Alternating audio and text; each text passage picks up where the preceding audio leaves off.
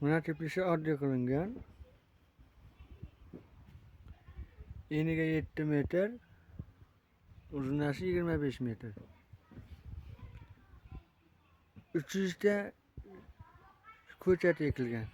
Bugun 28-mart, Qoraqalpog'iston Respublikasidan video bo'lyapti. Ob-havo bulut, ertalab yomg'ir bo'lgan. Temperaturamiz 20 minus. Hamma joy yopiq. Karbamin sepilgan kam miqdorda oziqlanish uchun.